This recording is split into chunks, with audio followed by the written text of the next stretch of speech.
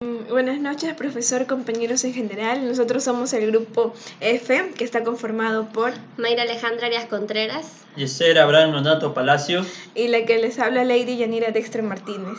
A nosotros nos ha tocado resolver el caso número 5, de cual consta que se tiene un cable que va a estar envuelta por una manga aislante, ¿no? Que van a tener diferentes radios y además van a experimentar. Va a experimentar transferencia de calor. Por ejemplo, la transferencia de calor a través de por convección va a ser por el contacto que va a estar la superficie exterior del aislante con el aire, ¿no?, del ambiente. Transferencia de calor por conducción, por ejemplo, entre el interior del cable y la parte interna del material del mismo aislante. Y también un calor por radiación debido a que va a haber una temperatura de los alrededores. Y aparte de eso nos dice que también va a haber un flujo de energía eléctrica a través de los cables y ¿qué más nos dice? Lo cual se puede observar como una energía generada que va a ser, va a brindarlo el mismo cable por la intensidad que pasa a través de 250 amperios, ¿no? Por dato del problema.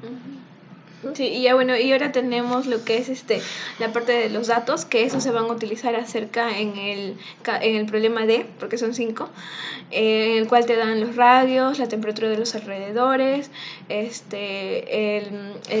las conductividades térmicas, la emisividad, y las resistencias, la intensidad, ¿no? Todo ello es, bueno, para después todavía en el caso D.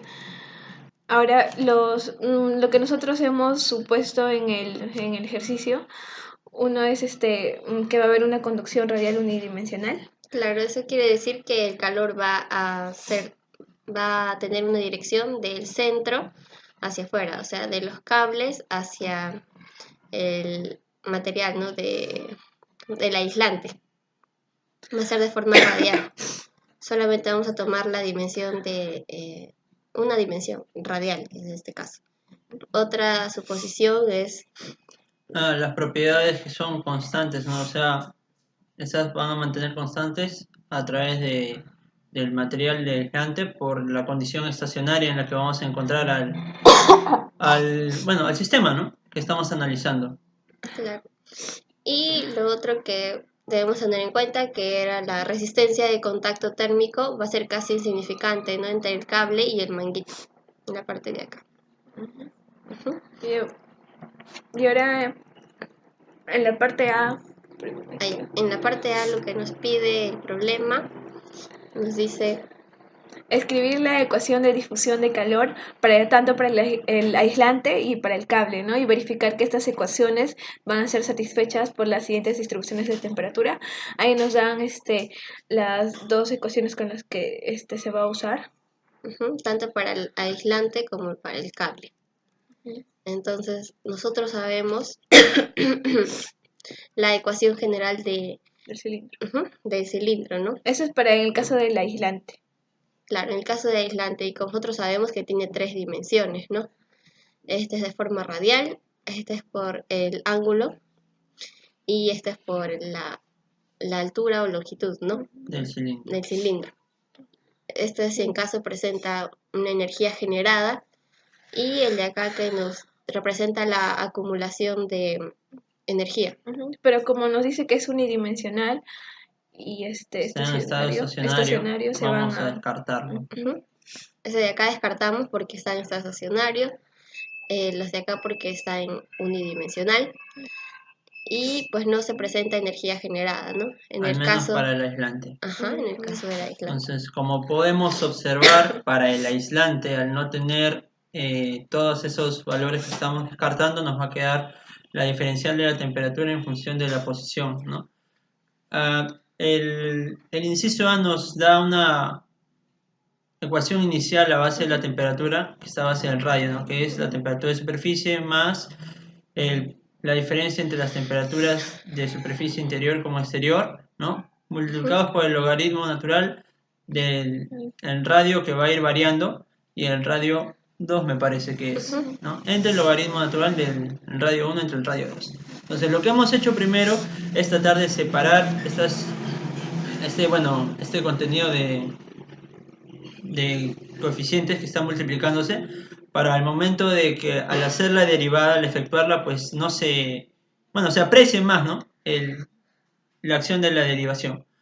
Entonces, hasta llegar al punto en donde al aplicar la derivada vas a tener en los dos sumandos laterales ceros, ya que lo que tú quieres derivar es el logaritmo natural de r, que va a ser la inversa de r al final, quedándote la derivada del tiempo en función de la posición como la diferencia entre las temperaturas de la superficie, ¿no? Entre el radio que va a ir cambiando por el logaritmo natural del radio 1 entre el radio 2. Entonces, para comprobar que esta ecuación no va a cumplir con la general de la ley de Fourier, vamos a reemplazarla en la ley de Fourier, que va a ser igual a menos 2pi por la conductividad, ¿no? Por el radio, por obviamente la derivada que acabamos de despejar. Al reemplazarla nos damos cuenta que efectivamente va a cumplir esta condición, ¿no? Al igual como nos dice en el inciso B. Para el cable, por ejemplo, si hay una energía generada, ¿no? Por la cual vamos a tener que tomar en cuenta y hacer hasta una segunda derivada. Podemos observar que te dan otra ecuación en función de el radio, ¿no? Que el tiempo que la temperatura va a estar en función del radio, ¿no? Hemos de nuevo separado nuestros coeficientes, ¿no? Para el momento de hacer la derivada, tener los ceros respectivos que se van a poder diferenciar, ya que no hay un R donde podamos derivar, ¿no? Y una vez que hemos derivado, lo hemos multiplicado R tanto a la izquierda y a la derecha, pues para asemejarnos a la forma de la ecuación de de la ley de Fourier, pero para la segunda derivada, ¿no? Nuevamente volvemos a derivar hasta que nos queda el menos Q por R cuadrado, ¿no? Entre 4 por la conductividad, ahí fue 2R cuadrado entre R sub 1 al cuadrado, ¿no? Ahí aplicamos la segunda derivada, que nos va a terminar quedando como menos Q por R cuadrado por 4R, ¿no? El 2 ya bajó, multiplicó al coeficiente, ¿no? Y la parte del denominador queda similar. Entonces, esa segunda derivada es la que vamos a reemplazar en nuestra nueva ley con energía generada, ¿no? Y ahí sí es como nos queda en la parte final. Ya. En la parte B, lo que nos pide es usar las ecuaciones, ¿no? Lo que te pide es que al usar la ley de Fourier, la de acá, para la coordenada radial cilíndrica, la tasa de calor a través del aislamiento. O sea, en sí es que tenemos que hallar una relación de las ecuaciones en base a las constantes en el radio y de la potencia disipada en el cable. Acá, a partir de la ley de Fourier, hemos despejado el área, que es 2πr, y luego lo hemos sustituido en la parte de arriba, en la parte 1, y la derivada de t, y al final nos quedó en la parte de acá, ¿no? Y luego hemos aplicado un balance de energía. En el cable, ¿no? Donde vemos que lo que ingresa va a ser el calor por la potencia disipada, ¿no? De los cables. Este material, este es el aislante, ¿no? Ese es el cable. No, es la pared del aislante, está bien. O sea, a través del cable va a pasar el flujo de potencial, ¿no? Lo cual va a generar una transferencia de calor por conducción lateral que está haciendo de manera radial hacia la pared del aislante. Entonces, la pared interior del aislante. Claro, y lo que va a salir es el calor de manera radial, ¿no? La transferencia de calor radialmente. Por conducción, claro. Y ahí vamos a hacer nuestro balance, ¿no? Lo que ingresa es igual a lo que sale.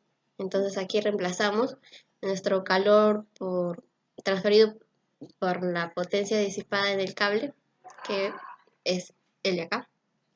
Por el área transversal. Por el área transversal, y va a ser igual. O sea, menos la energía que sale, ¿no? Que es la transferencia de calor radial. Claro, de ahí vamos a tener despejada, ¿no? Lo que es el calor transferido en forma radial, ¿no? Por conducción. Y eso es lo que te pedí en base a esos términos de ahí. Claro, entonces ya tenemos en función a los términos que nos dice.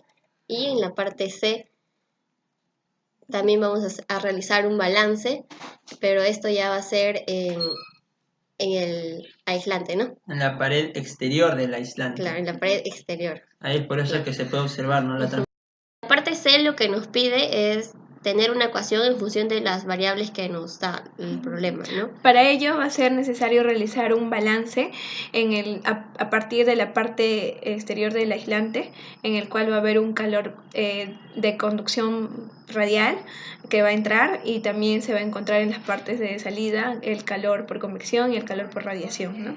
Una vez hecho este balance de energías o calores, transferencias de calores que salen y que entran, vamos a reemplazar cada uno con sus respectivas ecuaciones que nosotros conocemos y operan. Bueno, el inciso C nos pide que las dejemos en función de las variables, ¿no? Ya luego utilizaremos la ecuación para reemplazarla en el inciso que viene. Ya. Y en la parte B lo que nos pide es el calor transferido a través de los cables, ¿no? Claro, el calor, o sea, la potencia que Ajá, la potencia. atraviesa el cable, Claro. ¿no? Y para ello vamos a requerir vamos a ir a esta ecuación, ¿no? Que todos conocemos, a esta fórmula, que la potencia es igual a el voltaje por la intensidad. Vamos a reemplazar pues aquí acá adentro ya está la potencia. Claro, esa es la potencia, ¿no? O sea, lo que estamos hallando en sí es el flujo de calor, que viene a ser la potencia entre unidad de área, ¿no? Entonces, como nosotros conocemos por pues los cursos de circuitos, ¿no? La potencia viene a ser igual al voltaje por la intensidad. Entonces, al reemplazar voltaje, nos va a quedar intensidad por resistencia por intensidad, ¿no? Lo que va a terminar siendo intensidad al cuadrado por la resistencia entre el área transversal por la cual está atravesando este flujo de calor. Claro, y reemplazando todos los valores, porque ya nos da de dato todos los valores, vamos a obtener lo que es el flujo de calor, lo cual nos va a resultar 400, nos va a resultar este número tan grande. 442.097,06 watts por metros cúbicos. Y luego lo que también nos van a pedir en el problema es hallar las temperaturas tanto para la superficie 1 como para la superficie 2, ¿no? Interior y exterior del mango aislante. Entonces, para ello lo que nosotros hemos hecho es, en el caso de la temperatura de la superficie exterior, tenemos nuestra ecuación grande que nos ha salido en la parte, esta ecuación, la ecuación 5. De esta ecuación, nosotros vamos a reemplazar los datos que ya tenemos para dejarlo todo en una ecuación, ¿no? más corta, y así poder desarrollarlo mediante el solver, ¿no? Entonces, haciendo todos estos cálculos y teniendo ya nuestra ecuación, nos va a quedar que la temperatura de superficie exterior va a ser 394 aproximadamente grados Kelvin, ¿no? Y luego vamos a hallar lo que es la temperatura superior de la superficie interior del mango. Para ello, nosotros hemos, en la parte de acá, la parte B, hemos igualado estas dos ecuaciones. Como son las mismas, solamente hemos igualado las partes de acá. Y vamos a... Se ha igualado ambos calores de conducción radial. Y ya. Ya de ahí despejamos solo la temperatura de la superficie interior del manguito, del aislante. Y bueno, reemplazando todos los datos, tenemos que es 405,71 grados Kelvin, ¿no? Y en el caso de la temperatura de la línea central del cable, ya simplemente reemplazamos los datos. Ajá. Bueno, a partir de la fórmula inicial que nos dan, que es esta de acá, pero como nos dice que lo pongamos con R igual a 0, entonces por esto acá nos va a quedar solamente con 1 y solamente se va a multiplicar, ¿no? En realidad solamente vamos a tener esta parte de acá. Y reemplazando, ya tenemos que nos sale esta temperatura. 405.84. Ya. Y en la parte E lo que nos pide es variar los radios o el radio 2, ¿no? Que va a ser, en este caso, va a representar el grosor del aislante. Entonces vamos a ver que va a aumentar desde 0.0155 metros hasta 0.02 metros. Y nos pide variarlo y verla en qué relación está, ¿no? con las con las temperaturas temperaturas. tanto interior y exterior del aislante, ¿no? Como podemos observar, para la temperatura interior del aislante, a medida que el grosor de este va a ir aumentando, la temperatura interior va a ir de la misma forma, mientras que el exterior va a ir disminuyendo. Ujú. Bueno, esto se explica obviamente, ¿no? Porque a medida que aumenta el grosor del aislante, va a haber un mayor impedimento de transferencia de calor hacia la pared exterior, por lo cual va a haber un decaimiento de la temperatura en la pared exterior. Claro, y el aumento de la temperatura interior se explica porque, o sea, a medida que vamos aumentando el grosor del aislante, ¿no? Del material aislante, lo que va a pasar es que vamos a impedir el paso de la transferencia de calor, ¿no? Entonces, como que vamos a mantener la temperatura interior por donde está fluyendo la energía eléctrica, ¿no? Entonces, más que todo ese aumento del grosor del aislante va a ser como que ay, ¿cómo se podría decir? Como, O sea, uno podría interpretarlo, ¿no? Inclusive del concepto de aislante, ¿no? O sea, el aislante lo que va a hacer es impedir la pérdida de calor. Entonces uno se preguntará, ¿Por qué en ese caso va a haber aumento y disminución, ¿no? De lo caso de las temperaturas. entonces esa incógnita del por qué aumenta la temperatura, ¿no?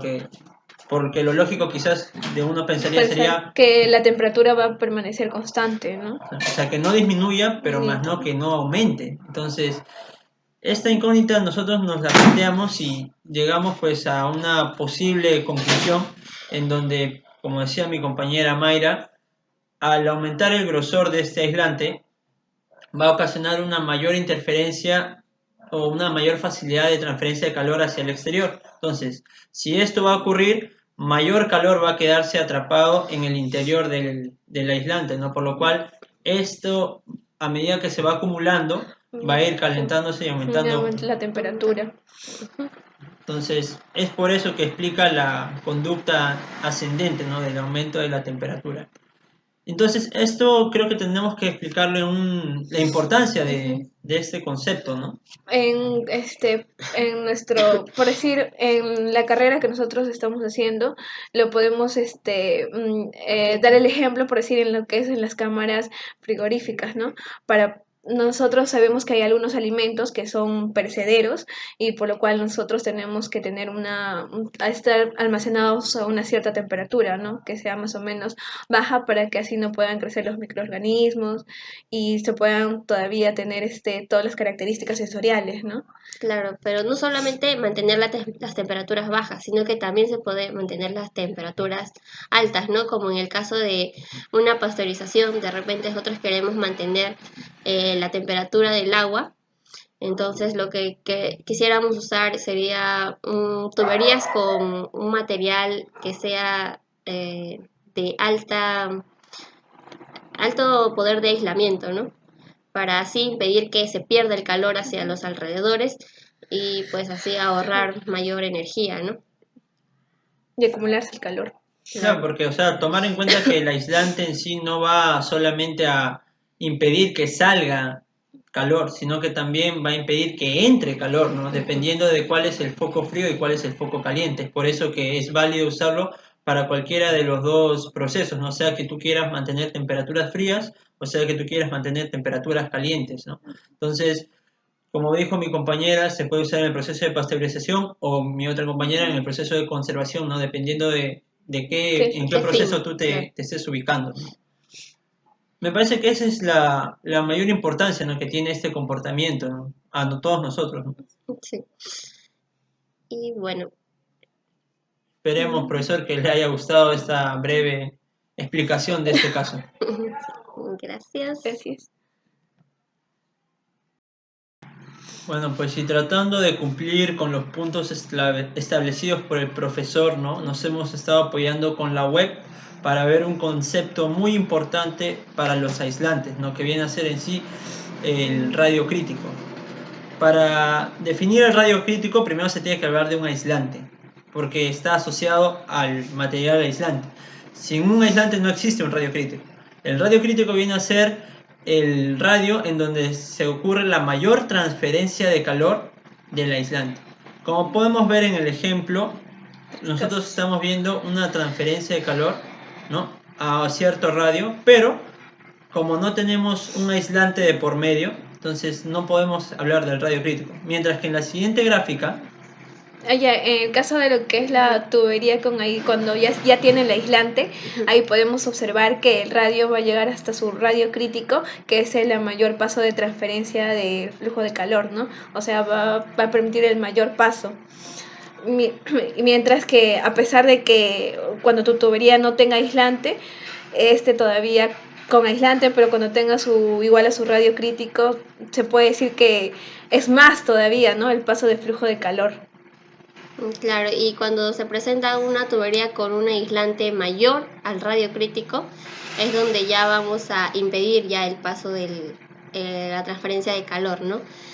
Acá vemos que, haciendo referencia al problema que hemos explicado, ya nos encontramos en este punto, ¿no? Después del radio crítico. Es por eso que en nuestra gráfica se observaba que iba con una pendiente para abajo.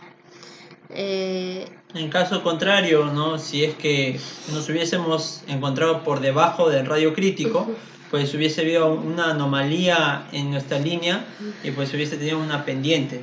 Claro. O sea, como un pico, ¿no? Y después de nuevo descendiendo. Y luego que estábamos buscando más ahondar acerca de los ejemplos de cómo podríamos utilizar esto en nuestra carrera, ¿no? En el campo de acción de un ingeniero agroindustrial, ¿no? Y como habíamos mencionado antes, precisamente en el diseño de un equipo para pasteurizar se está utilizando, pues, ¿no?, un revestimiento aislante que va a permitir, ¿no?, la conservación del calor, sea del fluido que se le haga pasar, ¿no?, con un material de tubería que sea con alta conductividad para que tenga la facilidad de llegar a esta temperatura, ¿no?